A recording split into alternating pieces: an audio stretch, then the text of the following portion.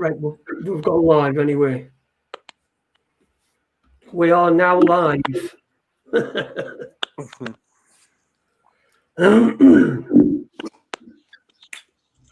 get the throat cleared and everything. Hope you all got your stomach drink and what have you. Yeah. I've got some Boddingtons. I don't know why. But there you go.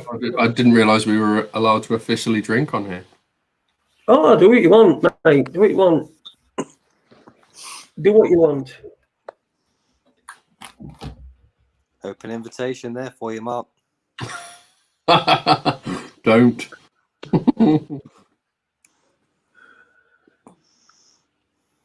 Right, let's play this.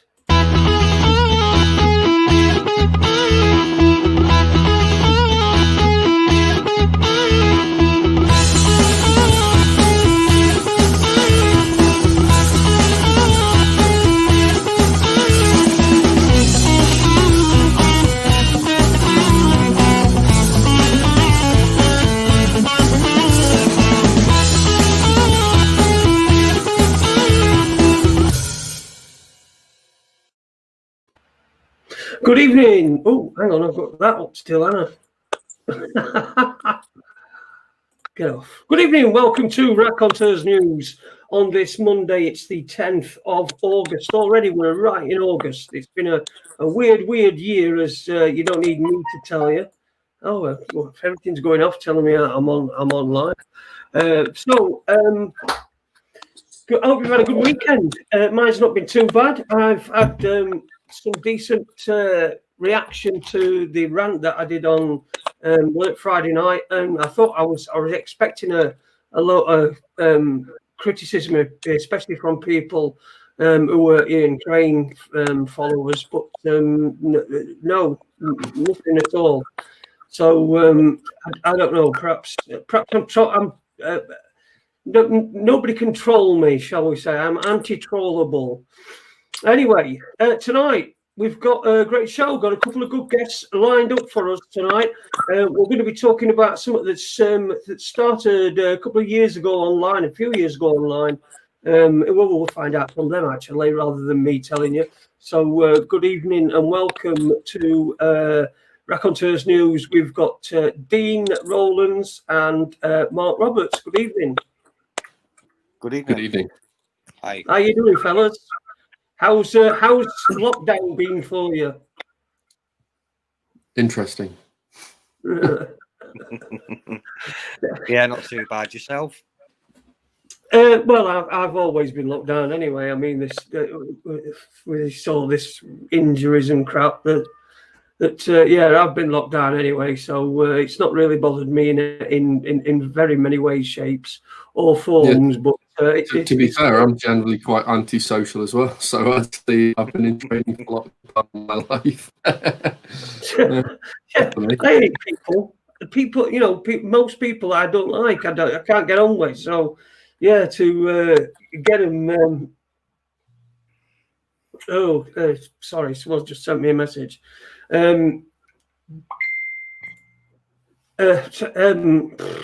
Right.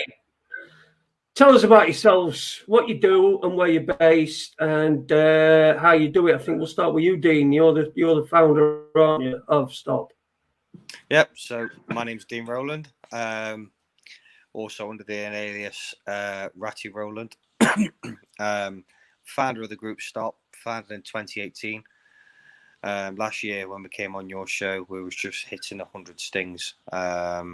We've now hit 239 as of present, as of today. The team's got bigger. Really busy. Lockdown doesn't seem to have slowed us at all. So yeah, that's me in a nutshell, and that's the group in a nutshell. What about yourself, Mark? How would you describe yourself? Well, I think ultimately, I think as with most people in the group, I'm sort of a concerned parent. I came into S.T.O.P maybe 17 months ago, and I'd started seeing things happen online. And to be fair, there was a lot of, I suppose, blindness. I'm a father, and I knew that stuff like this happened, but I didn't really conceive that it was on as big a scale as what was actually happening. And I was watching these things happen, and for me, it really wasn't enough to know that these people were out there doing this to children and to not do something about it. And I saw S.T.O.P, I saw some of their stings, and to be fair, I really liked how they did them. They were completely different to how a lot of other teams did them. And I just got in touch, and initially I joined as a researcher. And from research, I started doing some security details, and now I am, whilst I am a digital researcher as well, I'm also one of the hunters. So I've found it quite a privilege going through the ranks and learning this sort of strange world that we're involved in. But I'm glad to be a part of it. It is a strange world, isn't it? I mean, guys, I mean, are you when you first got into this, were you surprised at how many people were actually doing this, and how it's blatantly obvious in most cases? People don't try to even disguise it, do they? They do it on social media, Facebook, you know, any social media. They'll be doing it on openly, pretty much. I mean, were you surprised at how prevalent this was?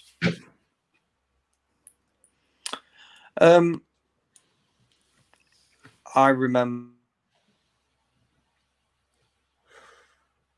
Aye. Oh, is that me, or are you still there, Mark? Yeah, I'm still here. I think we've lost Dean just for a second. I'm sure he'll be back on in a second. He'll unfreeze in a second, or pop back on. Mark, here's what was your first thoughts with the how many people were up to this? Actually, yeah. When I first started, and I think I said just before, I came into this with I suppose a certain degree of ignorance. Well, not ignorance, no, because I didn't really know. I'd never been a part of this, and there was. I knew that it happened. The scale of how it happened was incredible, and being involved in the research side of things, it's genuinely incredible. So yeah, I was genuinely shocked, and it's only through like the exposure of doing this for as long as we've been doing it that, you know, it's not. It sounds terrible to say, but it's not quite as shocking anymore. But I don't quite mean it like that. It is still shocking, but yeah, it is happening out there on a frightening scale. Are you back, Dean? He doesn't appear to be. I think it's just a picture. It is, yeah. It's I've noticed as well, because I used to get it on get notifications all the time. There you go, Dean. You were just saying something. You were just about to start saying something. We lost you right in the first sentence. You sort of froze up. So we were talking about how were you surprised at the amount of people that were involved in this, that were doing this so blatantly? No, it seems like there we go. We've lost him. We'll see if we can get him back on a better connection. Go on, we'll leave you, Mark. Go on. I think it's just what shocked me the most about it is, one, the scale of the issue that's going out there, and I don't really know the escalation in it, the propensity of it, you know, because you've got, you know, speaking adult to adult, you know, you can forgive people their sexual proclivities and things like that, but what really shocked me is how many people out there that would actively seek out the profiles of younger people online for this type of activity. purely for the purpose that clearly, it's grooming and things like that. And it shocked me. It genuinely did, because, as a parent, you hate to think that this sort of thing exists out there. And it's quite a frightening world in that regard to bring your children into and for them to exist in. Dean, are you back now, mate? Internet's playing up. Is it? That's what we always get. That I think it's good. They don't like it, do they? Because the powers that be are mostly into all this stuff. And I mean, I know you people are doing a job, but what you're really doing is you're sucking up the bottom, aren't you? You're the people that are not organised, the people that are just chances. You know what I mean? Although we know this go on. No, I wouldn't agree with that. We deal with some of the most calculated individuals. I mean, there is an element that are chances, and there's an element that are, completely opportunist. But I think a great majority of the people that we deal with are incredibly intelligent in what they do. So I don't actually. I think the subterfuge and the countermeasures that they employ are incredible. They know exactly what they're doing, and they know exactly how to hide their tracks. Right. Okay. When I said that, I meant we know that we've got elite paedophiles at the very top, haven't we? At the very top of society. That's what I'm talking about. I mean, you're dealing with the people that are not part of these rings, and they're not part of these rings. They wouldn't be part of these rings, would they? Because they work. They obviously work alone, or sometimes. Do you get a lot of that where they're working in pairs or anything, stuff like that? Or gangs even. Yeah, we stung a male and a female 1st of August last year. They turned up to me at a train station. They booked a hotel to obviously spend the night with the child. And they was arrested once we'd stopped them. We'd stopped one at the bus station, and then we marched him down to the train station, waiting for the female to turn up. When she turned up, we stung her as well. And between them, they got 8 years inside. Excellent. That's the right result, that, isn't it? So, do you go to court to see these people? Do you attend the courts whenever you can? I mean, it's presumably we have to be witnesses sometimes. Yeah, well, I will go to court if I'm a witness, or if it's sort of a high-profile case. But generally, with the cases that we do all around the country, it's difficult to get to everyone. Yeah, of course it is. Yeah. But you must cover thousands and thousands of miles as well, and it's must put quite a strain on your home life. It's quite a responsibility that you've took on. I don't suppose that there's a lot of people that can take it. Talk to us about the decoys. Now, I don't want to know who any of them are or whatever. But how do you get them? Do they come to you and say, "Look, I'm sick. I'll be a decoy," and where do you get images from? Like, because if someone says, "Can you send me a picture of yourself?" You need to send a picture of a facial picture of someone who's young. So how would you do that? So a lot of the times we'll advertise on our page for decoys. There are certain rules that we have in place, for age. That they've got to have so much time available to be able to do this, a strong stomach, so on and so forth. Images that we get, again, they can be donated from the page, from followers of the page. And they usually of themselves under the age of 15, but obviously at the time of giving us them photos, they have to be over the age of 21. So that they're obviously the photos that we use. There are other ways of, you know, using images with the photos that you're given to make them look fresh. So, you know, again, that's roughly how it is. We train the decoys up. We don't let them on a platform until, you know, we deem them to be ready. We'll really, you know, go to town on their training and put some pressure on them to make sure that they can cope with the kind of chat that they'll get when they're on these apps from the suspects. But just obviously going back a little bit before I broke up, that, you know, the first time that I saw how bad that this was when I first became a decoy, and literally, I mean, all I want to say is I just turned my phone on, and within 2 minutes on an app, the messages I had was just it was amazing. It was just, you know, hundreds of messages, just obviously from suspects out there messaging a new profile, knowing that obviously the child, it quite clearly says that she's underage on the profile. Right. Yeah. So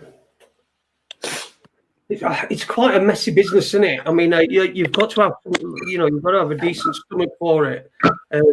Did you do some decoying, Mark? Or no, I would say the one part of this that I couldn't do is the decoying. It's hard enough because when you're actually a hunter, and like Dean knows this all too well, when you have to read through the chat logs and actually get your head around what these people have said to who they believe are children, it's hard enough when you're the person that's read it for the first time, going to the front door and knocking them up. But for like the decoys that are actually, you know, sometimes the work that the decoys put into this is absolutely incredible. You know, it's you know, for some people we've dealt with, it's been a 24-hour-a-day job, and I couldn't do that. I don't think I could, and I think it takes a very special person to do that. Right. Sorry, my dog's barking like an idiot. It's not just the decoy inside though. There's everything, obviously. Being a decoy, there's everything else at the end of that. There's obviously collating the evidence in the right way. Yeah. There's obviously, you know, producing a statement, making sure that you write that correct. So, you know, the evidence building, especially, is quite tough to do. I suppose the decoy's got to do that as well, and also got to have the wherewithal to not incite any of this. You know, it's got to have the you know, not so it can't be interpreted as, you know, entrapment. I mean, that must be difficult to try and get around. Yeah, and there's obviously different methods that the decoys use to, you know, ensure that we don't go down the entrapment route. You know, and when we meet, Mark will say the same. When we meet up with the suspects at the end game, when we're talking to them, you know, 9 times out of 10, when you ask them what they should have done, as soon as they realise the age of the child, their first answer is always, "I should have blocked them." Yeah. So, right. Yeah. So there's the admittance in itself that what they're doing is actually, you know, breaking the law. But from what it sounds like, I mean, when you said that you turned on the app and you got literally hundreds of messages, sort of like that. I mean, this is a huge problem, isn't it? That's going on at the moment, and it seems like there needs to be how many groups are there between going on in this country doing this sort of work? I don't, you know, sort of doing the trapping, and because it sounds like the you could be just have an entire police force doing this, and what's your relationship like with the police? I know that's a lot of questions, but yeah, just any the amount, the size of the problem is huge. Other groups, and do you get on with the other groups? And what's your relationship like with the police in general? We'll go on. We'll go, Dean. Do you want me to do this one, or? Well, Mark, then, yeah. I think I'll deal with it sort of slightly backwards in terms of our relationship with the police. There are certain police forces that are incredibly responsive to what we do, and they really appreciate it. But that it's not just about what we're doing; it's about the way that we do it. We are very meticulous in our approach to evidence gathering. We follow CPS guidelines.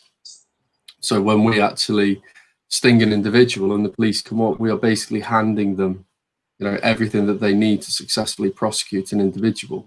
And it all stems down really to the work that Dean and the rest of the team do with the decoys and everybody that's involved with it. It's meticulous. So from that regard, there are most of the police that we deal with are fine. There are one or two forces that, they're not quite as responsive to it, but that's because there's politics involved, there's other things involved. When it comes to other teams, yes, there are teams that we work with, and yes, there are teams that we don't work with. We set our stall out in a very particular way. I personally, what attracted me to S.T.O.P, and it's one of the reasons why I think that we are the best team out there, is that one, it's about the evidence gathering. Two, it's about how we actually approach the stings. It's done in a very non-confrontational way, and because I think the key thing is that we don't see what we do as a thing for entertainment. I think there's I think there's a lot of teams out there that may do it that way, or it comes across that way. We try and be very professional in what we do, and always ultimately there's a decorum that we must follow and adhere to secure the best possible chance for a conviction on that individual. And sorry, I keep seeing questions popping up at the bottom, and yeah, sorry. This is just from somebody on Facebook, Melanie Stanbury. Are the perpetrators from a care home background generally? And she also asked, how did you get into this? But I think you already answered that question. And if she watches back, she'll get the answer to that one. But are the perpetrators from a care home background generally? That's no. Yeah, they're from all different walks of life, all different colours, creeds, from different backgrounds. There are people that we sting that have special needs, but like I say, we approach that on a sting to sting basis. We'll do as much digging as possible, get as much evidence to try and prove that there are some issues there. But again, if it's somebody that's offended once, that's already done it once, then I have no problems with live streaming somebody that has done it before, if they have some kind of special needs, because it's obvious that whatever they have to support them is failing them. So again, it's something that needs highlighting, and we'll continue to do that if necessary. Yeah, that's and that's fair enough. I mean, if you've got a repeat offender, then clearly the whatever has been placed on him in previous after a previous sting hasn't worked, and they need some more help, shall we say, or they need some more punishment. I mean, this is the debate, isn't it? I mean, do these people need help, or do they need punishing? And I know the vast majority of people, including myself, would think that they need punishing. No matter what, there should be no if someone knows the difference between right and wrong, then if they don't, they shouldn't be out in society. I don't think, anyway. The thing is, it's a natural human reaction to shift blame onto something else. If you've done something wrong, the most natural thing for a human being to do is to turn around and say, well, I've got this or I've got that. And we're getting a lot of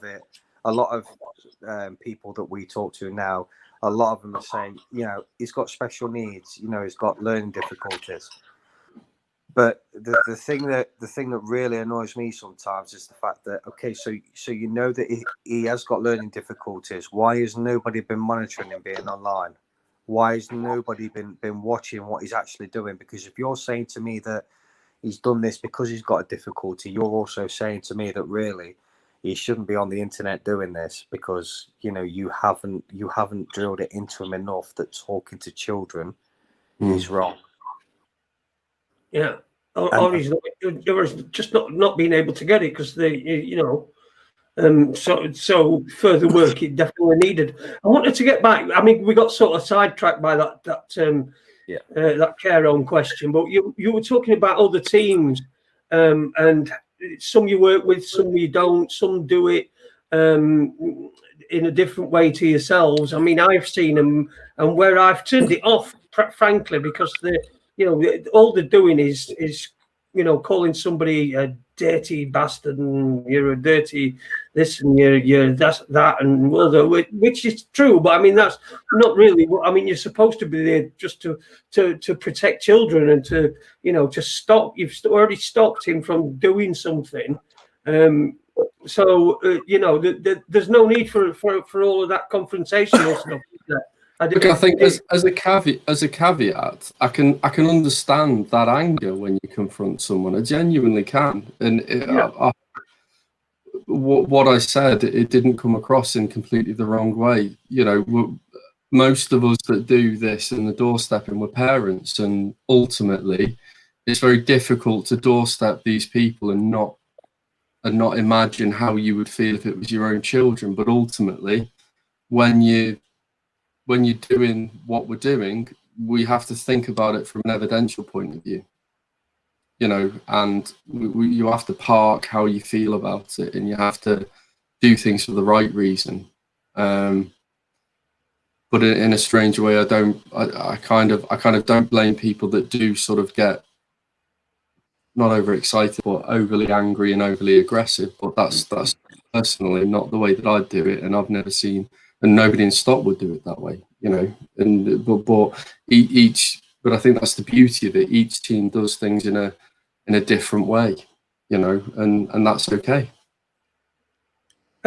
Just tell us, give us a description of what it's like when you go into a sting. I mean, the adrenaline must be flowing, and you're on your way. You've done all the groundwork. You know where this guy's going to be, or you're going to his house. Because he might have invited you to his house or something. Just give us a sort of description of what that feeling's like. I mean, are you like inside? Are you a bit anxious? Adrenalized, on edge? Do you need a joint beforehand?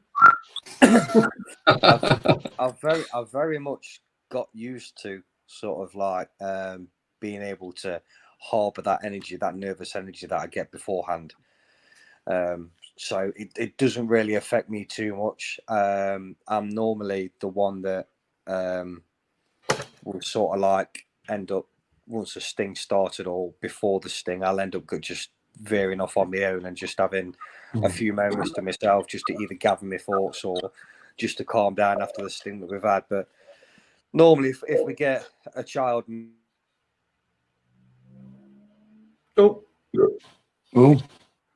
where we are, and then we'll just make sure that we've got eyes on that said person.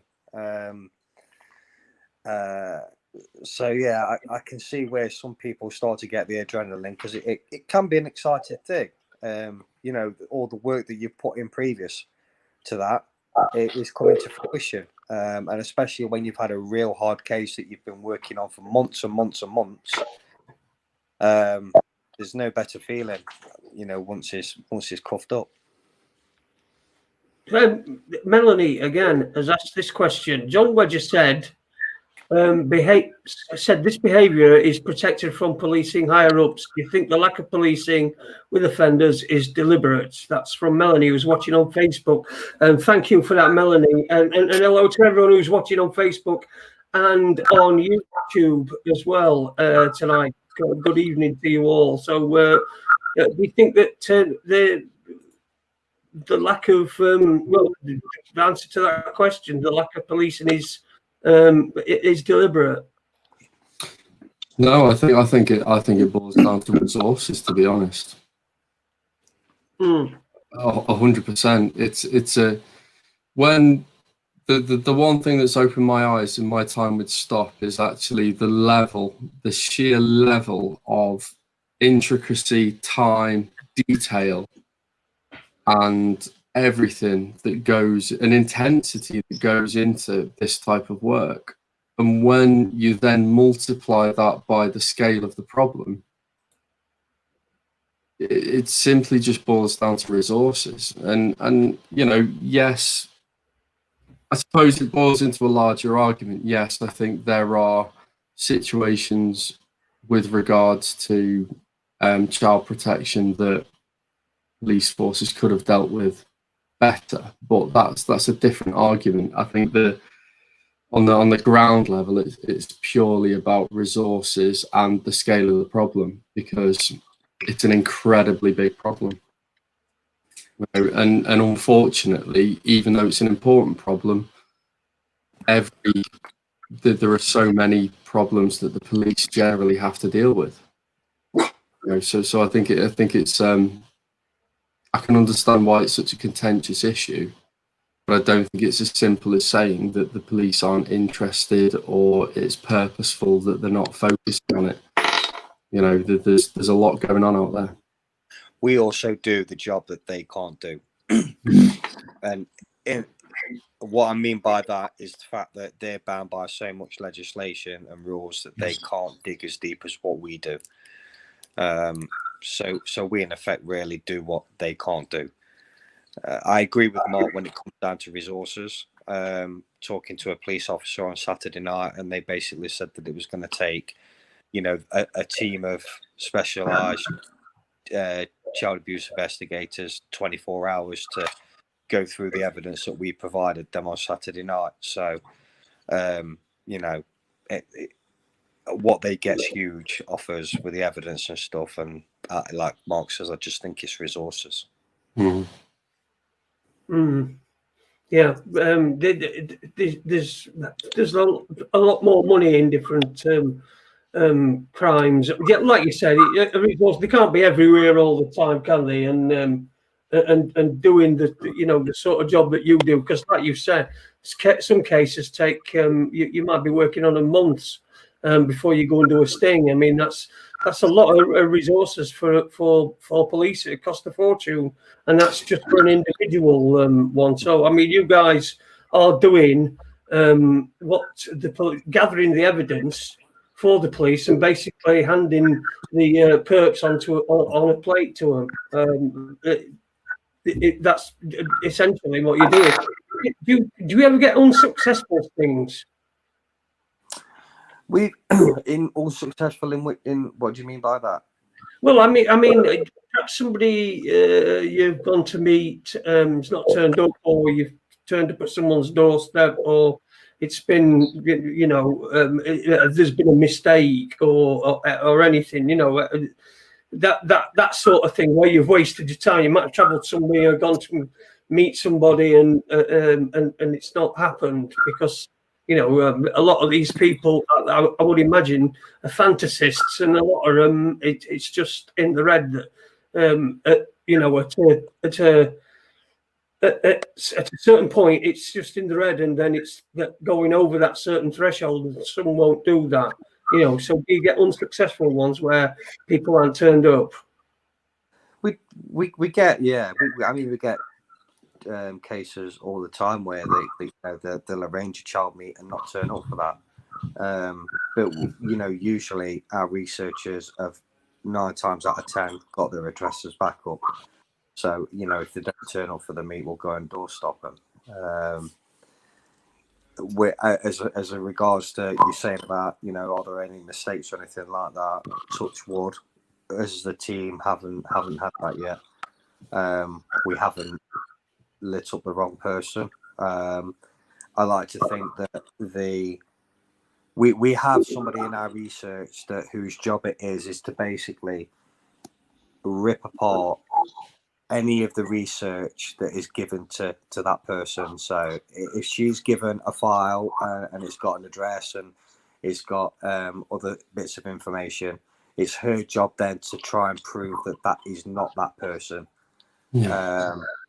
Which I think is a really, really good way of making sure that your researching is spot on, because we've got somebody that will try and pull it apart. Which is always a good idea. You've got to cross the I's and, like I said, measure 3 times, cut once. So you have to, and especially when we're talking about such an emotive issue as child exploitation, which is what we are talking about. What I wanted to ask you was, how do you deal with, you know, when you're doing a live sting, how do you deal with the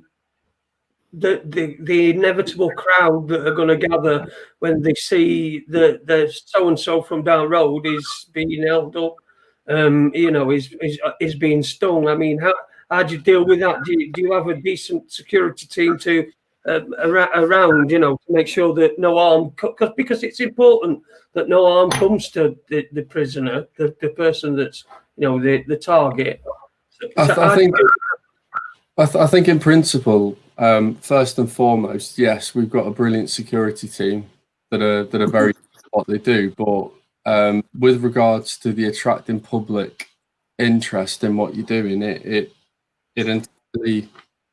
it's about how you handle the sting and the confrontation. You know, there's very particular ways that you can do it. We try and very calmly speak to the individuals and take them somewhere that's private, away from the public eye. And I think that, again, that boils down to just the way that we deal with things. I can't really, you know, I don't think we've ever had a situation where we've had, because of the way we deal with things, I don't think we've ever had a situation where we found the members of the public impossible to deal with, you know? No, and I think, again, if you know, if you shout at somebody, they're going to shout back at you.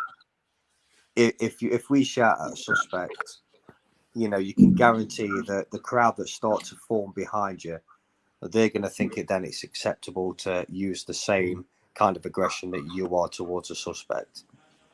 So like what Mark says, it's important for us to keep it on an even keel.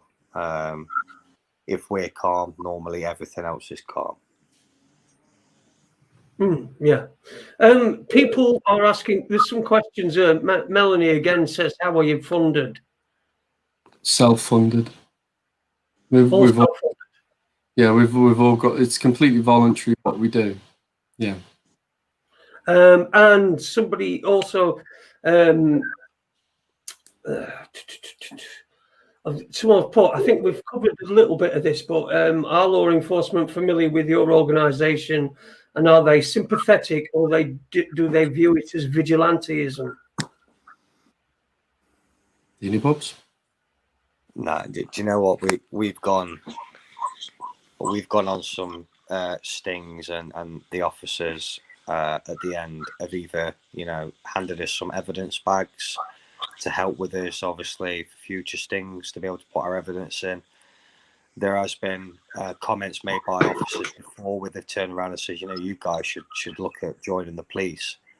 I'd say 8 out of 10 police forces that, you know, they all, like Mark said earlier, receptive of us.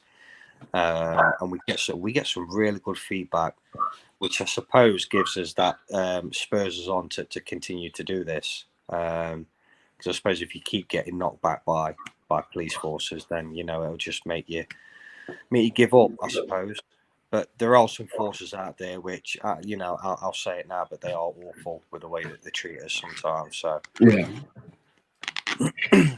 Not naming any names. Also, Jace. I said, I bet South Yorkshire Police are one of them. They're my nemesis. I absolutely despise them. They're the only police force that issue a cease and desist letter. Unbelievable. The only one out of all the forces that I've dealt with, and I've gone as far as Newcastle and as south as London, even more some than that. They're the only force that give you a cease and desist letter every time you do a sting up there. Amazing. Melanie's also asked what your backgrounds are. I mean, you've obviously not been I mean, do you like the term paedophile hunters? Or, I mean, I don't know how comfortable I am with the term paedophile hunters, but I run an estate agency on the Wirral. So I tend to do sort of 60, 70-hour weeks, valuing properties and bits and bobs. And then in the evenings, that's when I sort of properly slot into doing this and heading out and doing the stings. So yeah, I've got a pretty full on working life. But after that, that's when I commit to this. What about yourself, Dean? What's your background? Well, I've been a warehouseman for 10 years. I was a painter and decorator for about 8 years previous to that. But currently been made redundant. So I've not worked since January. I've got ill health and obviously the furlough and stuff. So at the minute, most of my time is being a husband, obviously a dad to my 3 children, and just doing That's this. what it's all about, isn't it? That's what it's all about. That's what life should be about. You should be able to be at home and be dad to your kids and do stuff like that. Yeah. Speaking of COVID, let's return to COVID. How did that affect the lockdown, particularly? How did that affect your operations? To be fair, it didn't. Obviously, we didn't go out and sting for. It's about 8 weeks, wasn't it? Yeah, 8 to 12 weeks, wasn't it? Yeah. Something like that. But we were still active in the handing over logs to the police. A few of them were special needs, so they didn't get reported on the page for that, but they are going through the system at the minute. And then obviously just researching stuff that we've not managed to clear up previous. So a lot of catching up. We've recently started work on a new database. So we've been busy preparing that, putting all the information into that. So we've got a clear record of everybody that's ever been on our radar, everybody that we've stung, links to the sting, all this, all that kind of stuff. So yeah, we've just been busy tightening up the ship, if you like, and trying to make stock run a little bit better. Awesome. And were you furloughed, Mark? Yeah, I was off for 7.5, 8 weeks, but I actually tore my rotary cuff, so I was absolutely useless during. It was almost 2 days before my furlough was announced, and I really damaged my shoulder, so I didn't get a restful furlough period. I was in quite a lot of pain, so I was quite indignant about it, if I'm being honest. I don't think anybody enjoyed it, and I mean I'm still on it. Furlough. I don't know if they. I don't know if the furlough were PIP. Were they furloughing PIP or what? You're permanently furloughed then. Yeah. Yeah. So it seems to have gone. I've got. It's like things going way. I've not heard anything from anybody like yourselves until I got that the message I got from you, Dean. And when I got that message, I noticed I'd not seen any stings or anything for quite a long time. And that's going long back before this COVID-19 nonsense started. I can't remember. I used to get notifications all the time, and I never do. So. It's like it feels like one of those things that was there, and now it's like the perception is that it's not happening anymore. You know, for somebody like me, who's used to watch them all, and I see them. I know you're still doing them. I know people are still doing them, and I know exactly why I'm not seeing them. You know, because I'm not getting a notification that it's happening. So it feels like do you feel like it's been like that, or has it just been a plateau the whole time? It's not gone up and down, and it's not gone. It's like been plateau. You've had a constant supply of work and stings and things that you've done that have been videos, or do you think that you've gone down? Have you been told not to do so many live stings? No, I think, to be fair, since we've been doing this, since S.T.O.P's been running, or since I've been in this this hunting game, it's always come in fits and spurts. So you'll probably have 3 months where your back's against the wall. You've just got so much work to do. It's unreal. And then you might have a lull for 2 or 3 weeks. Believe it or not, before the COVID announcement of the lockdown, we weren't busy at all. We probably had 3 or 4 weeks where we did no stings at all. But then obviously 2-3 weeks into COVID, people are at home, suspects are bored. They then start to target children. And that's, I think, how busy we have been and other teams have been after COVID. This is probably as a result of COVID, just coming all out the back end of it now. And then what you'll see again is the lead up to Christmas again.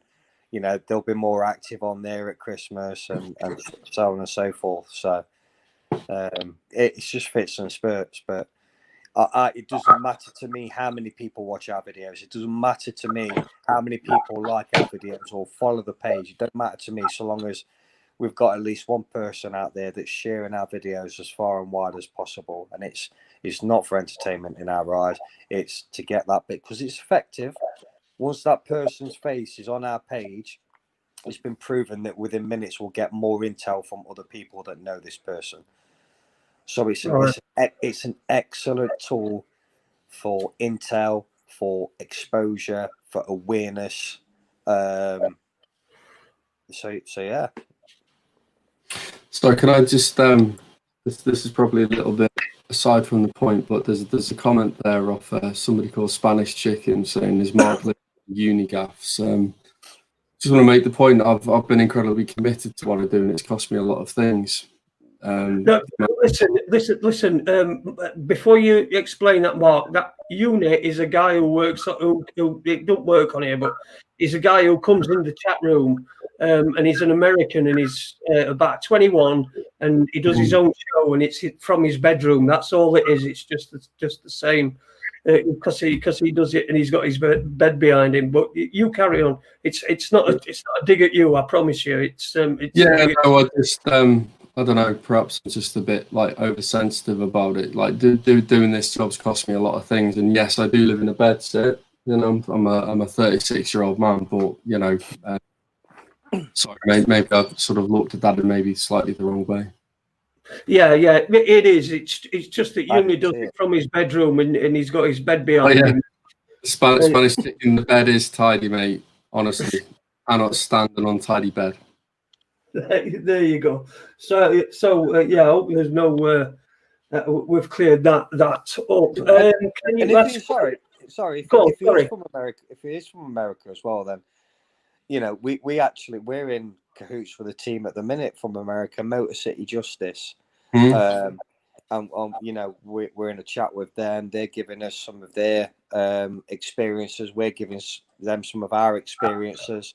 And it's been really insightful speaking to them in the last few weeks. So that, you know, just as a little bit of tie-in with the American side. So The American stings are like so different. It has to be worked in a completely different way, and I'm really fascinated by that. So, I mean, there aren't really any citizens arrests or anything like that. It's about the confrontation, and then you have to hand the evidence back over later to the police. It's a different way of doing it. Yeah, I noticed that. I watched one. I watched one because I first got interested in this when I watched an American thing that were on late at night, and it were called To Catch a Predator. It were 60 minutes, I think it were. I don't know. Chris Hansen. Yeah. And it was called To Catch a Predator. And what they did is they got these decoys to do exactly what your decoys do, and then you get guys that drive 9 hours to go to a house where they thought they were a kid, and then they got an adult actor who looked like a child, and they'd say, "Oh, just come on in," and then he'd pop out and he'd say, "Hello," and you weren't expecting me, were you? And sit down and, you know, take a seat and let's ask you some questions. And then, you know, the first series, they were just letting him go. The second series, the coppers were always there waiting for him as well. And they take it away. Now, I noticed on one of the, I did watch an American one. It might have been Detroit. Motor City. They'll be in Detroit, won't they? It might have been them. But what they did is they did the confrontation, and then the guy drove off. And I thought, well, hang on a minute, what's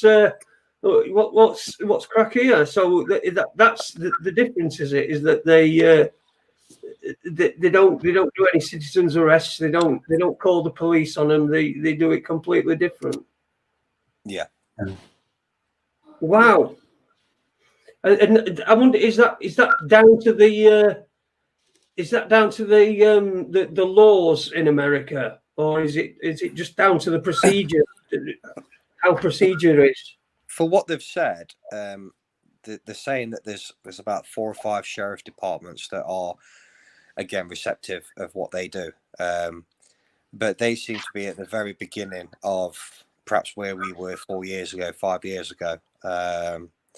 So for them, it's, you know, it's something that hasn't took off yet. It's not caught, you know, on as big as it has in the UK. But they're hoping that, you know, more sheriff departments start to welcome that activity. So you know, so they can get more convictions. But they have had some successful convictions from what they've told us. Right, but not as many as yourselves. I mean, you were telling me you're 236 investigations, and how many convictions? Or most convictions? I'd say we've got over 120 convictions. So I'd say we've got half of them convicted. There's a huge percentage, which is more than likely the rest of them, that is still in the system. Yeah, cool. I've got a court appearance towards the end of the year for one that I did in March 2018.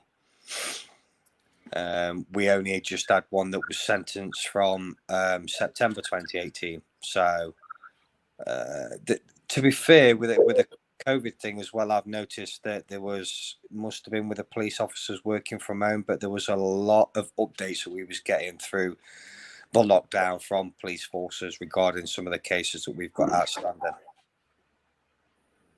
Right. More than usual. Melanie Stanbury says it's different now, Jason. They have sheriffs outside an arrest.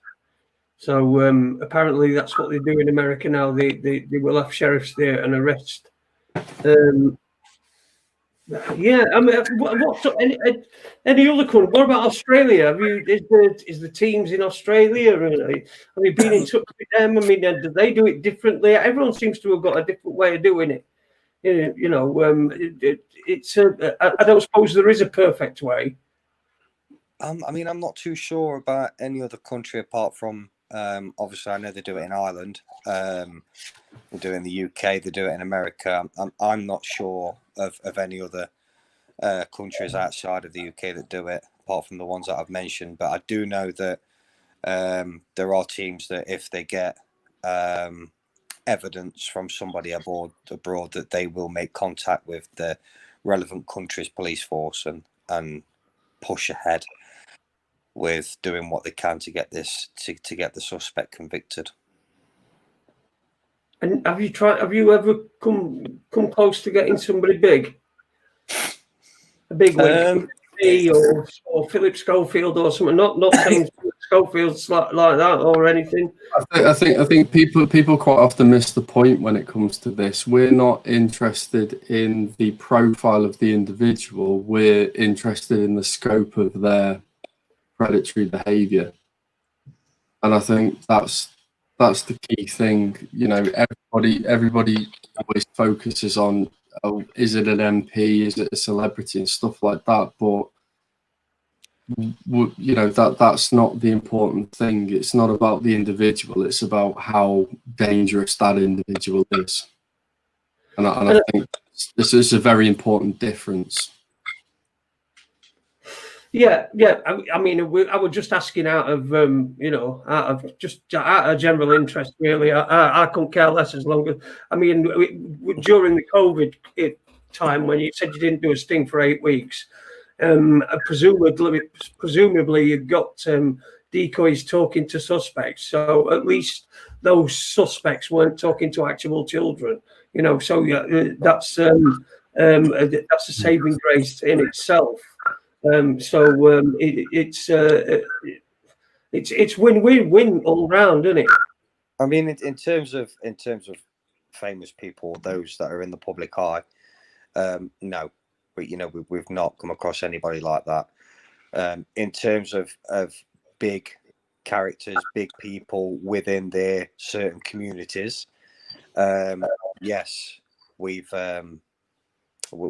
caught some high-profile people that are within their communities, not people that you'll know of, just general people, but have higher standings in their livings, the people that they associate with. Another one from Melanie. Here we go. Let's pop this up on screen. How do perpetrators come to the attention of the hunters? Well, I'm presuming you're using social media apps. Mark? Yeah, effectively. I mean, it's that they just make themselves known. It's frightening, really. You know, you don't have to have a decoy account set up for people to start targeting and predating upon the individuals. So, in a quite sad way, that's the easiest part of what we do. You know, you don't really have to try very hard for that initial contact. There's no baiting involved. You just set the account up, and they target that account. There's no add-in from No. the decoy or anything like that. There's no messaging first, nothing like that. Yeah. This is all initiated by the person that has an interest in talking to children from day dot. And that's why the entrapment argument is, for me, is a very interesting one, because it just it doesn't have any gravity for me. These are people that actively seek out the accounts on whatever social media platform it may be, and they seek out that individual and add them because for whatever reason they want to talk to that individual. There's no entrapment involved. And the only difference, to say that quite loosely, but the difference between that is that it's not a real child at the end of the count. It's somebody else, obviously, that's been trained, that's operating that. They don't know that. They don't know that. They believe that they're obviously talking to a child. And when they turn around at the end and say, you know, I thought she was 18, I thought she was 19. No, you didn't. You know, our decoys are well trained enough to make sure that they get acknowledgements throughout their conversation to make sure that they know what they're actually letting themselves in for. Mm-hmm. Right. So I've seen transcripts and things, and I've heard them when there've been people have been on stings and they've been reading them out. You know, and they do often say, I'm only 14. Is that okay? And you know, I mean, would that be entrapment? Is that okay, or I'm only 14? Well, how would that be entrapment? That's just somebody verifying what their age is. Is that okay? I mean, that might I don't know. No. Some legal bloke might rip that apart. But I mean, if someone says I'm only 14, then that's a simple one. No, you know, to me, Jason, that comment, that line there that you've just a question where you've just said I'm 40, is that okay? Their response to that, to me, is key. If they turn around and say, yeah, it's okay, he's saying that it's okay that she is 14. Yeah. And to me, then that's like, well, you know, you're some dangerous piece of work if it's okay to be talking sexually that way to a child. Mushroom Management says, can you ask Dean and Mark what sites the perpetrators target young people in terms of social media, etc. are? What sites? What sites are these perpetrators looking on, or is that stuff something you want to keep to yourself? No, it's not a secret. Any site that contains children, any site that has a child on, they're everywhere. It's all of them. Everyone. So anyone, like, you know, anyone that's any social media site. Some children might go on dating apps. They're not supposed to. Some children might. Some children have Snapchat. To me, and this is my own personal opinion, Snapchat's probably the worst one out there because the messages go, the messages vanish. Snapchat's a worrying thing for me. It really is. Just the way the messages like disappear. That to me, it's concerning. It's concerning. I mean, that just seems to me an app designed for people that want to hide things. Well, we've had a real child case that was groomed on Snapchat, and obviously, you know, if a child gets groomed on Snapchat, there's no evidence of that. So you've got to be on the ball if your child's on Snapchat to know exactly who they're talking to and what they're doing. It's a dangerous app, in my opinion. Snapchat. Yeah, I agree with you. I mean, what is it? It's like 10 seconds and it disappears. I don't use it. I know my daughter used to use it when she was a kid, but I don't think she uses. Well, she's 22 now. She can do what she wants, can't she? So, yeah, it is a dangerous app as well, because I mean, it's not just messages; it's images as well that's vital evidence that's just been lost. Is there no way that Snapchat can retain that, or is that part of the? Is there no way you can gather evidence from Snapchat where you think that maybe something's gone on and you've you've missed it, you've not been able to get a screenshot? You know what I mean? We'll do what we can. I think that's probably as much as I can say. But we will do what we can, obviously, as long as it's within the guidelines of the law. And we would do what we can to help anybody in any situation like that. But just touching back to the grooming side, when you said that your daughter's 22 now, she can do what she wants. Adults can get groomed too. Oh yeah. Obviously, it's not as much as a criminal offence to start off with doing that, but you know, it can also lead into other things. So it's not just children that can be vulnerable at times; it's adults as well who can be groomed. Yeah, I agree. Yeah, vulnerable adults. Yeah. I know of a case quite close to but I can't really talk about it. But it does involve an adult being groomed, and although she were 18, she had the mental capacity of probably 8 or 9 or something like that. And yeah, she was groomed by a couple. Strangely enough, but even if you know, even if you're not a vulnerable adult, you can still be groomed. You know, it's a dangerous world out there. it is. Manipulation isn't reserved for those that are vulnerable. There are people out there that are absolute experts at what they do, and will, you know, I mean, social media is a pretty dangerous world. Whoever you are, you know, you've got to be on the guard. And what Dean says is correct. You know, grooming doesn't have to be about sexual offences. You know, you can groom people into financial crime and things like that. You know, it's a dangerous world. Yeah, yeah, I know what you mean. Sort of like grooming old people into changing the wills and things like that. It is manipulation. That's what it is. And you're at the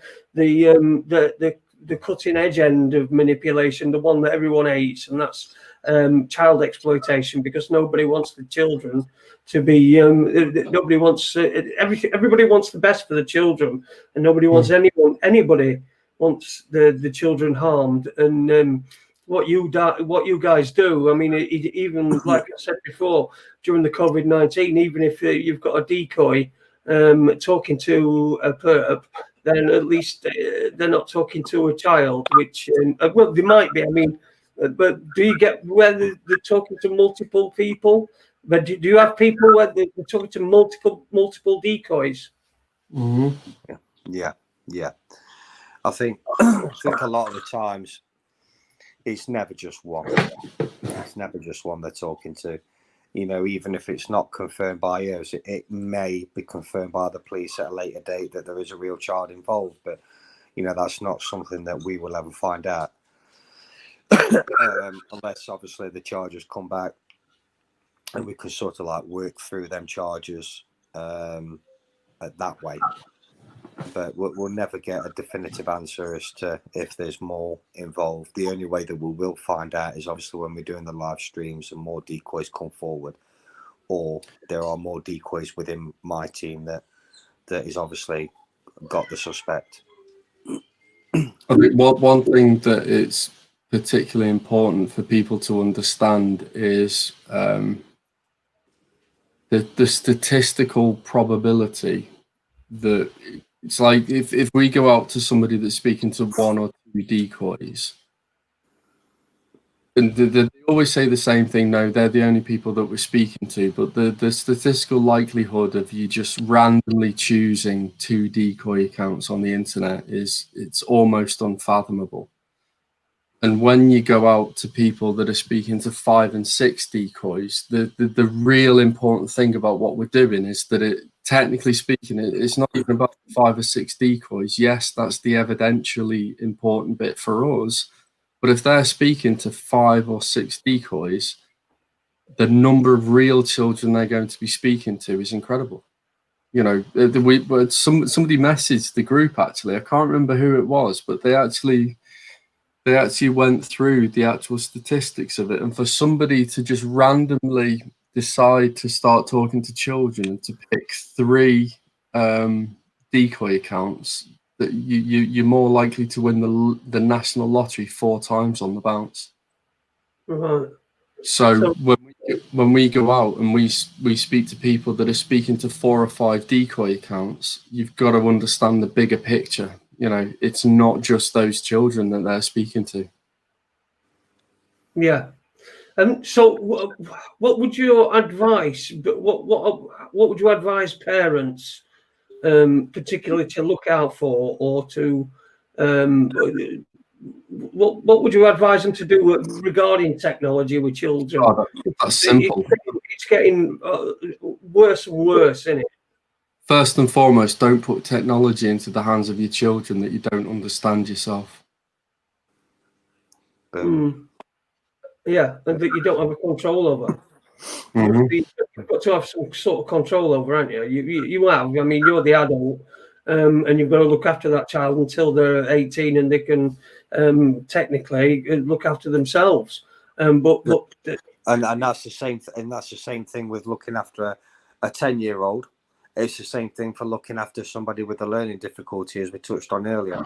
You know, you would monitor that 10-year-old online. If they are online, they shouldn't be, but if they are online, you should be monitoring that child as well as monitoring somebody with learning difficulties, in my opinion, exactly the same way. Yeah. And obviously, you know, if there are children, you know, if your child is on social media, I would say just to look out for any changes in behavior, any changes in in themselves and their character. You know, look for any child that's starting to shy away, that's starting to, you know, isolate themselves more than often, be very secretive. And you'll normally tell if somebody's, you know, up to something they shouldn't be on the phone, because they'll be on it 24/7. Yeah. Yeah, just keep an eye on it. You've got to keep an eye on them, because you guys are out there and you're catching innumerable people at it and exposing them for what they're doing. What would you say the demographic is? Probably mostly young. Is it young males, old guys, or you know? You said you had a couple, didn't you? Where they got 8 years between. I'd say it's a mixed bag, to be fair. Can I just actually? There's just one thing that I want to go back to, and then I'll answer that question, because there's a couple of times you mentioned that you're worried about entrapment and things like that. And actually, the more I think about this, this is something that we get, the people generally have. About this, and entrapment is a very specific thing. Entrapment can only be committed by a person in an official capacity. Okay, so members of the public, we are concerned members of the public. We can't, strictly speaking, commit entrapment, and it's only sort of police and officials that can entrap people in that regard. So really, it only really applies to corporate individuals. And I know I've gone back quite a long way on this, but this is something that gets said quite a lot, and it's a really important thing to say.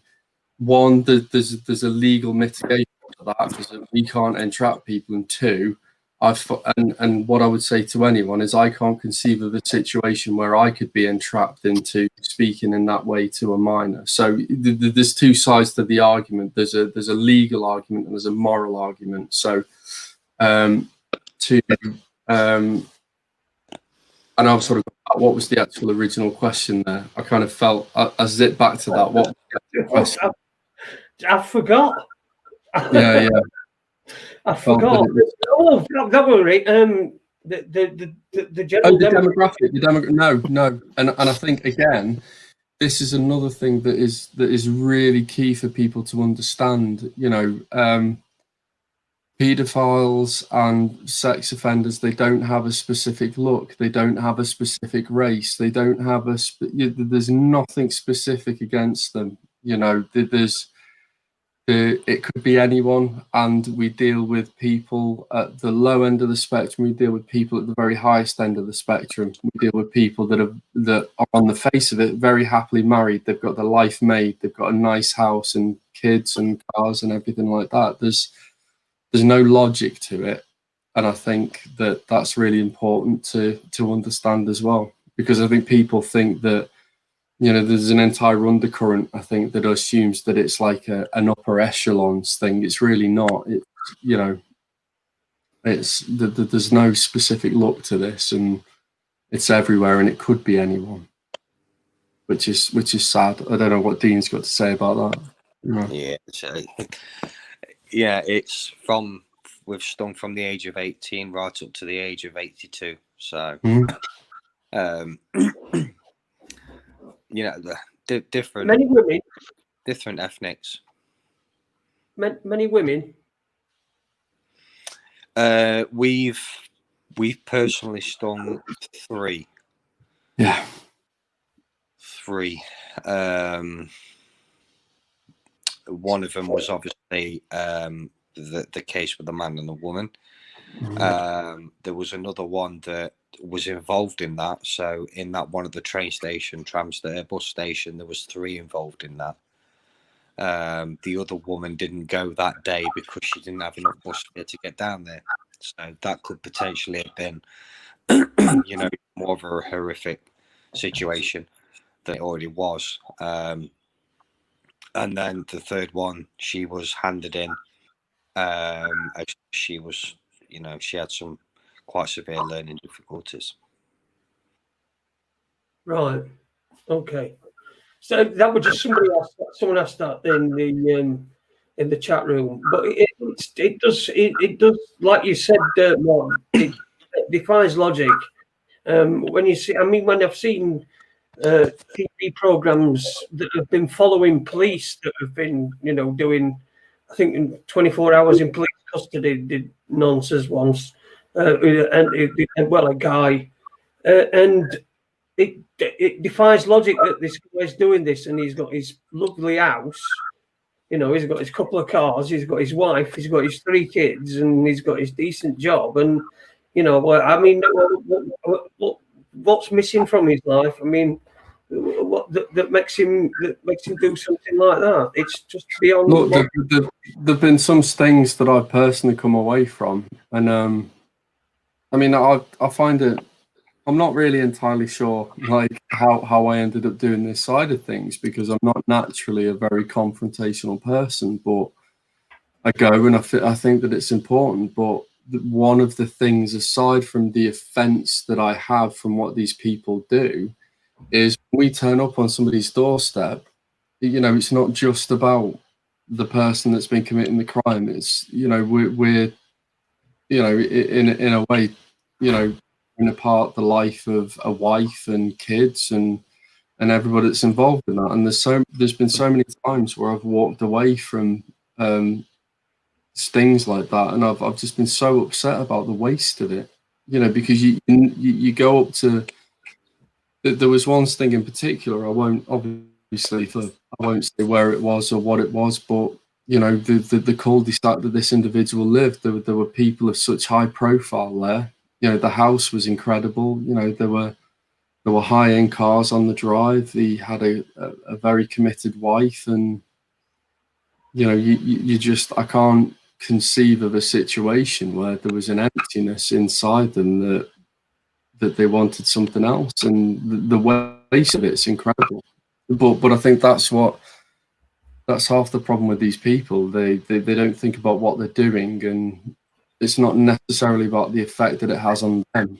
The damage is the effect that happens to the people around them, which is incredible. You know, it rips families apart, and it's not enjoyable. But given what they've been up to, what we know of and what we don't know of, and what they could potentially get up to, that just outweighs it all for me. Have you had any? Sorry, it's a question in chat room actually. Anybody found to work with children, like teachers or nursery workers? Yeah. Wow. Where was it? I can't remember where the sting was, but wasn't he a private tutor? Yes. Yeah, and then when you guys actually carried out this thing, I wasn't there on that one, but wasn't there actually a pupil in the house? No, not on that one. No, that private tutor that we had was, yeah, he taught children in the past. He was a teacher, and then obviously became a private tutor after that. So he must have taught in some kind of mainstream school or even a private school. And he was of retirement age. We've had a young male that had been a teaching assistant in a school. He was obviously no longer doing that once we caught him, but he was also under investigation with some stuff that he'd been doing at the time. So heavy. It just don't make any sense, does it? It don't make any sense. I mean, do you know? How do you have to have time off? Do you have to take breaks from it because it's such a, it must be such a stressful thing that you're doing and you're going through, and the stuff that the logs and shit that you have to read and the crap that comes out of these people's mouths, well, through the text. It must sometimes burn you out. Do you have to take breaks from time to time? I think some members will go quiet sometimes in chats. they'll still be working away probably, you know, if not it doesn't matter, but some will go quiet. Excuse me.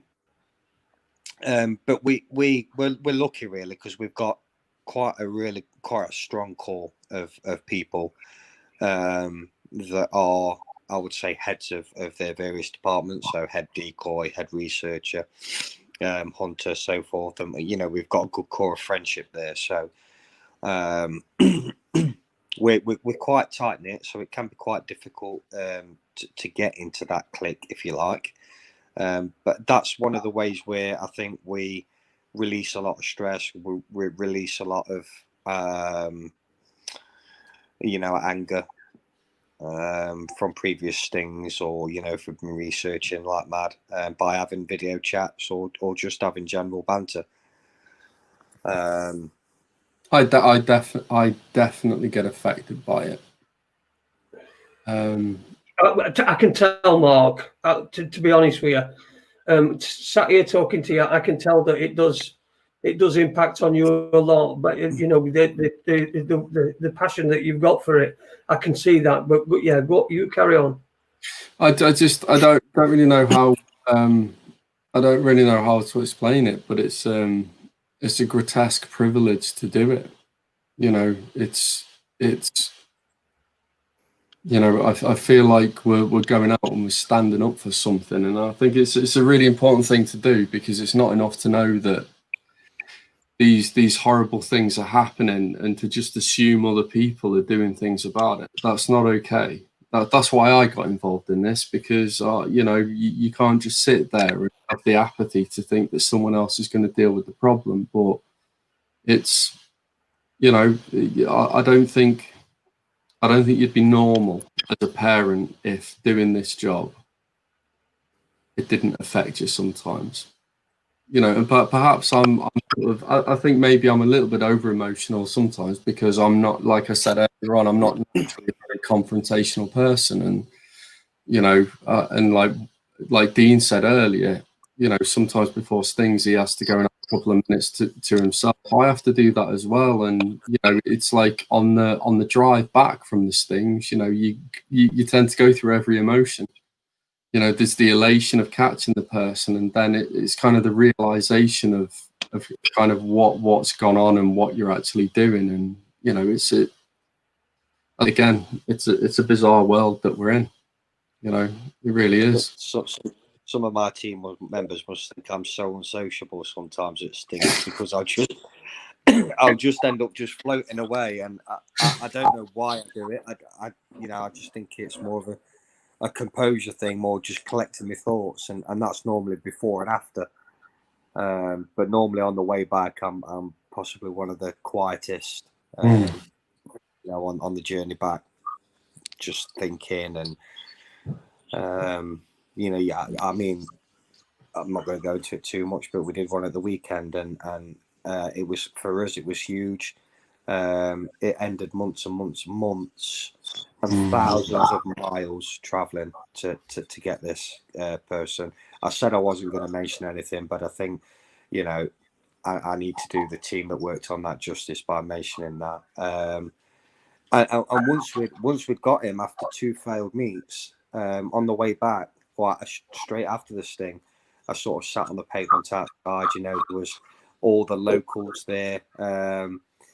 It was in Hackney, so maybe not the best area, but the locals were great with us. And that was just a time when I perhaps just pulled myself away from the group, and you start thinking about, you know, the family, the wife, the children. Yeah, what the hell is he going to do next? You know, I hope they remand him, because something serious is going to go down if not. And you know, that all goes through my mind. That all plays through my mind every time. Here we go. Mushroom management. Of course, you're reflecting on it afterwards, and that takes headspace. Yeah, of course you do. At Raconteurs, do Stop UK members self-care afterwards, supervision or counselling for their mental health? I mean, do you have anything in place where you know where you can a counselling? I would suppose the video chats that you would you know, when you're all together, that helps. Yeah, I think one of the special things about our group is the unity and the friendship that we have. I think we're all incredibly honest with each other. I think that's important, and I think we help each other through what we do. And and to be fair, it's not just about what we do in the group, you know, because generally life recently has been quite difficult as well. So I think we've all helped each other through things, and we help each other through what we do. And I think one of the things that I'm sure Dean will attest to is that we are an incredibly tight group of people. And I think we just help each other, and I think we know each other very well as well. I think that's the thing. We know, like, we can have a group chat, and we can instantly know when one person feeling right just by the way that they're looking. And I think that's really important. I think we're our own support network, and I think that matters, because we all understand what we do. We can help each other through it. Yeah, like it's like mushroom management said, it is going to take a lot of your headspace, and when you're coming back from a sting, perhaps it's I don't know where you're based. I mean, you're on the Wirral. Where are you based, Dean? I'm in Derbyshire. Derbyshire. So when you're coming back from a sting, you must be contemplating in your mind that you've just changed the lives of many people, and that's quite a big responsibility. Quite a big responsibility for you to you know, to take on board and to keep to carry around with you. I mean, yeah, we've been, you know, obviously we're doing what we've done. Unfortunately, we've been responsible for children going into care from a parent, because he was the only parent, but what he was doing online was obviously not right. So obviously once he was confronted, unfortunately his children went into care, which played on a lot of our minds at the time. But you just have to look at the end game, the end scenario, and just think that, you know, to do this now, it gives them children, you know, plenty of time to be able to heal and move forward with their already very young lives. Yeah. Daniel Brooks, I'm assuming he's one of your guys. He says we are a strong team. Daniel, you know him? Yeah. Danny. Good evening, Daniel. You are a strong team. You've got to be a strong team. to be doing this sort of thing. And I don't think I could. I'm same as you, Mark. I'm not very confrontational. I prefer to not be in a confrontation. I'd prefer to not do this. You know, you understand. I support what you do. Yeah, no, yeah. I mean, yeah. built I'm not confrontational, but when I'm put in that situation, there's no option. You know, I'm more than happy to knock on the front door but you know, because in that situation, there's just the right thing to do, and you know, you just get through it. But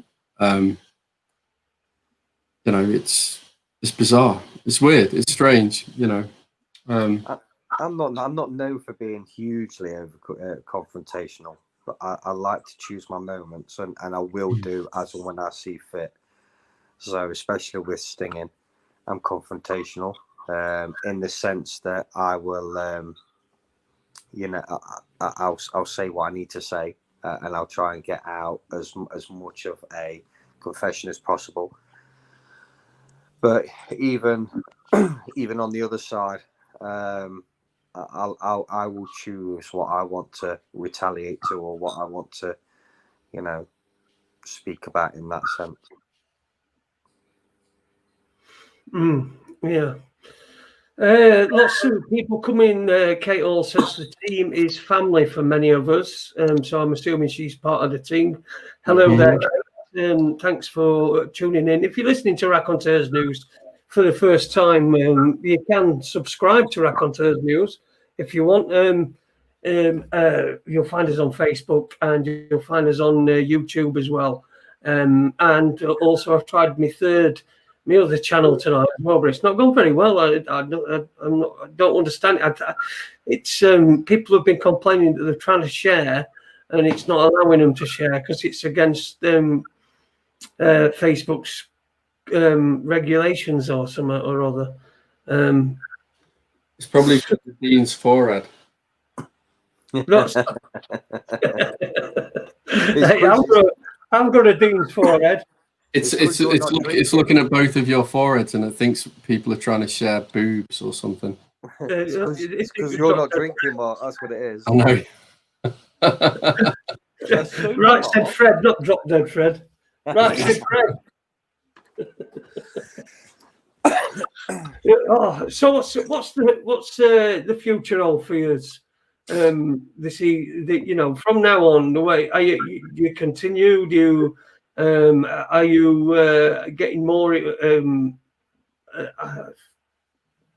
not integrated, but are you getting more support from police, more support from members of the public? How are things looking for you looking ahead?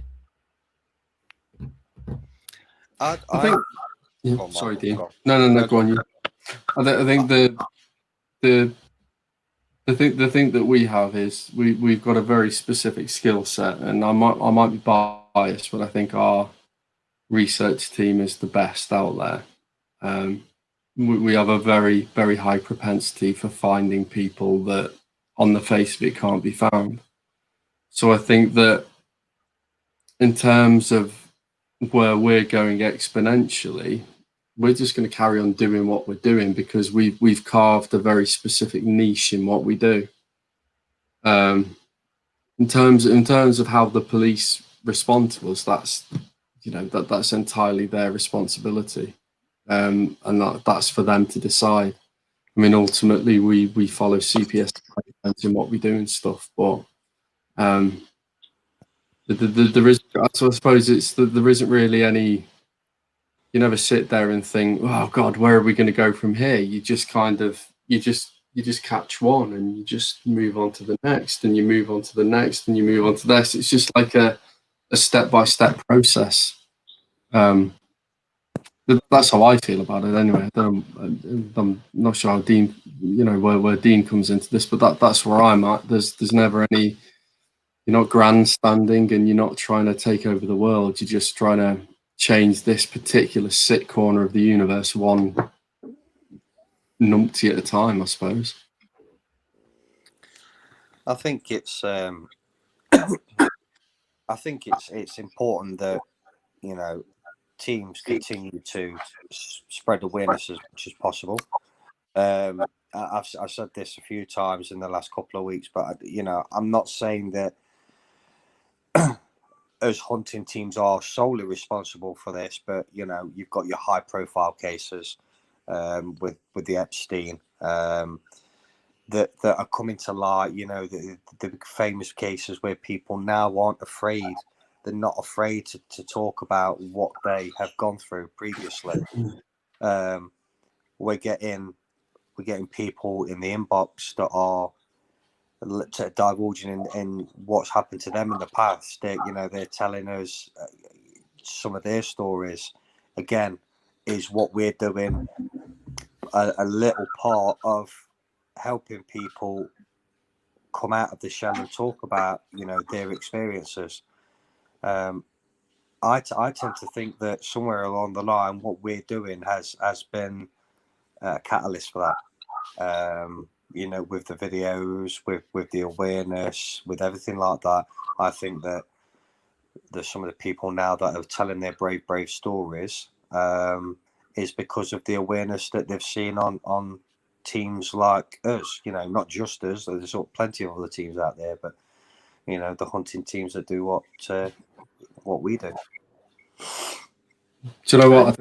I think that's a really good point as well, because when you think about motivations, I mean, I'm very fortunate in that I've never been any kind of sexual abuse or anything like that. But there are a lot of people that do what we do that have been, and they're survivors of that. So to kind of go back before, when I said I'm not that confrontational, but when I'm not, it isn't really me that I'm doing that for. You know, there's, you know, I can't imagine what it's like to have gone through that sort of thing. So do you think these characters can be rehabilitated? no, I don't think so. No, I think that I can't understand why you would. Look, I've got children. There's nothing sexual about children. It's, you know, I can't understand somebody that would have those kind of thoughts about children. For me, it's not natural, and I don't believe it's something that can be rehabilitated, because I don't think it is. I don't think it's chopping the nuts. What was that? Sorry. I apologise. I tire too easy these days. Listen, I'm knackered as well. I'm knackered. Yeah. So you're not only one. There's 23 minutes to go before we've done 2 hours. We can just talk about whatever. What are you looking for decoys at the moment? And if anybody wants to get involved, where would they find you? So we have a Facebook page. It's all capital letters, stop, with a full stop in between each letter. You should be able to find it on Facebook pretty easy then. We also have a website as well, which isn't currently up to date, but it will be shortly. That's www.stopteam.co.uk. Inbox the page if you have any interest in working with us. We can't say that there's always opportunities, but we only look for those that are hardworking, committed, and the key one is loyalty. We're all loyal to each other, and that's something that we require to get back, because you know it's quite difficult anyway to find somebody with all them points anyway. So but yeah, you know, inbox is always open. Instagram as well at stop_team_UK. Cheers, Kate. Kate's just popped that in. Cheers. I think she's one of your family. Yeah. As they're called. are MPs showing themselves to you? Well, I don't imagine so. I don't suppose you'd be getting MPs that have them delivered by Jimmy Savile or something like that, wouldn't it? Rather than the crime commissioner of Nottinghamshire is very interested in what we do. I'm not the one really that's sort of spoken to him or had any meetings with him. I do know of somebody that's in regular contact with him, and he, from what I know, he supports what we do so long as it's done in a professional and correct way within the law. right, which is fine. That's what you want to do anyway, isn't it? I mean, you don't want to go outside the law. You don't want these people to get away with it on a technicality. Look, at the end of the day, as long as we're getting charges, as long as we're getting these suspects convicted, it can only be a good thing. Regardless of what people think, you know, I'd love to change everybody's perception about child activists. I won't call us paedophile hunters, child activists. Yeah, I prefer that. I'd love to change, because you know, there are even some of my mates, you know, when you talk to them about it, they're not comfortable in talking about it. Whether that's because they don't know the ins and outs, or whether that's because there's still that stigma attached to it. But you know, I think for a personal mission, if I can convince 10 people that I know that what we're doing is a good thing, then you know that makes me very happy. I am a cunt, just hang 'em. Retort, please. Spanish chicken, for fuck's sake, is anyone reading chat? Yeah, I am reading chat. I am. It's a bit difficult, you know. I'm trying to talk to these two gentlemen. I'm sure that's a popular dish in England, Spanish chicken. I'm sure that's a popular dish in England, Spanish chicken. Yeah. Is it like a tomato-based dish, is it? I think so. And if you go to Spain, they'd probably just call it chicken, to be fair. Yeah. English chicken. No. Yeah. Well, yeah, chicken. Right. Well, anyway, I think we've gone through an hour and 42 minutes. I think we're about right. I'm ready to get my head down. You've looked like a front start, Dean. And Mark, you were working 60, 70 hours a week. You must be done in as well. So what we'll do is we'll call it a day there. But thanks for coming on, and thanks for getting in touch. And let us know when you want to come on again, anytime. Oh, hang on a second. There's actually that Mandy genre. You know, there's just one last question there, actually. Okay. All right. Here we go then. Let's. Do you think parents rely too much on hunters and don't do enough checking of devices? Question 2, are the groomers now sentenced as if the decoy is a child? So question 3, do you think sentences should be tougher? Give time to think. Q4, do you think reoffenders should be microchipped? Right, so we'll go for question 1. Do you think parents rely too much on hunters and don't do enough checking of devices? 100%. I mean, I don't think they rely on hunters, because I think there's quite a lot of people out there that what we do isn't on the periphery. But yes, I think there are a lot of parents out there. I said it before. I think they put technology into the hands of their children that they don't understand themselves. Question 2, are the groomers now sentenced as if the decoy is a child? Yes, because it's not about whether the decoy is a real child. It's about the intent of the individual that's speaking to the decoy. Question 3, do you think the sentence should be tougher? I mean, I cannot stress this enough. Yes. I mean, there should be no mitigation. It should be strict liability. And when you compare what you can go to prison for a financial crime and what you can go to prison for grooming a child, it doesn't even make sense. As for question 4, do you think reoffenders should be microchipped? I don't really know. That's a bit Donald Trump for me, that one. What do you think, Dean? Yes.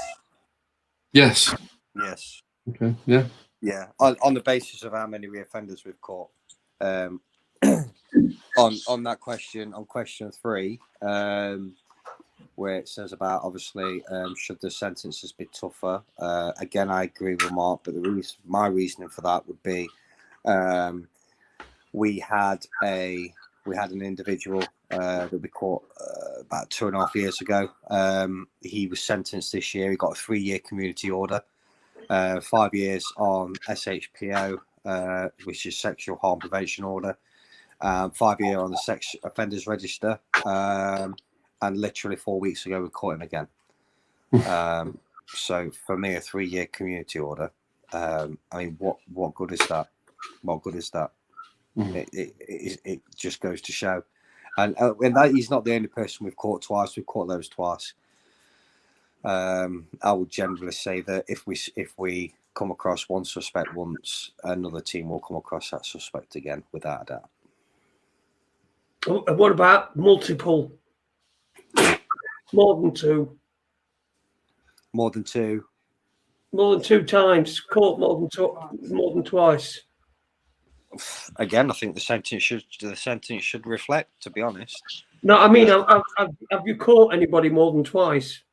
You know, you said you caught people twice. So you know the same guy that's done it before. I think we've been involved with somebody 3 times.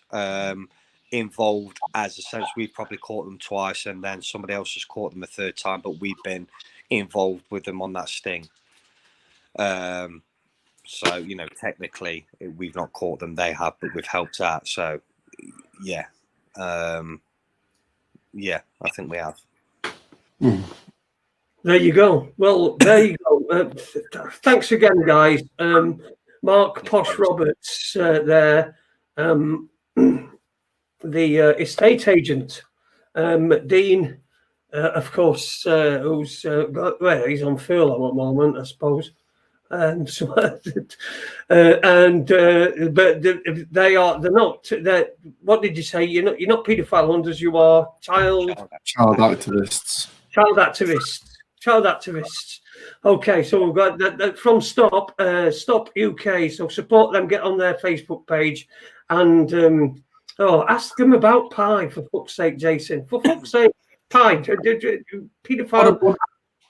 Paedophile information exchange. What about pie? I saw this comment above. You're not being very clear. Not enough focus on chat. Pie, guys, your thought. What pie? Steak and kidney? Chicken? Pie. I think it's talking about the paedophile information exchange. Oh, okay. I was going to say steak pie. I love a steak pie. Oh my God, Spanish chicken! You're quite angry, you know. He is, isn't he? What do you want to know about the paedophile information exchange? Well, personally, but I think they want to know your thoughts on it. I mean, it's quite a long time ago. I don't know. I know I don't know if they're still going, but what are your thoughts? Pass. There you go. Pass from Dean. Come on, Spanish chicken. Give me a specific question about it.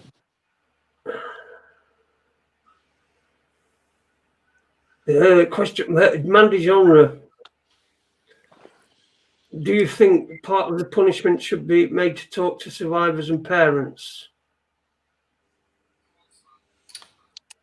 Yeah. Yeah. I think that would give. I think that would give the suspect a better insight as to what, you know, whose world they're crushing. So Spanish chicken, my thoughts, the paedophile information exchange. I mean, it was a. I don't really know why you would wonder what our viewpoints would be. They were a pro-paedophile group that was. They were founded October 1974, and their entire modus operandi was lowering of the age of consent. To abolish the age of consent. It's an odd question, Spanish chicken. But clearly, I think what we can say is, as far as pie goes, we think they're cunts. Yeah. I think that's Mandy's asked, do you think police do enough to catch them? We've already gone through that. We think it's down to resources and stuff like that, don't we? Anyway, I'm going to finish it again for the third time. I'm going to try. Anything else you've spotted, Mark, that you want to address? It's because it's an interesting topic, you know. Melanie, reduction of the age of consent? Absolutely not. Absolutely should be hide, I think. And Steve, how do you feel about teams that troll and abuse survivors on Facebook?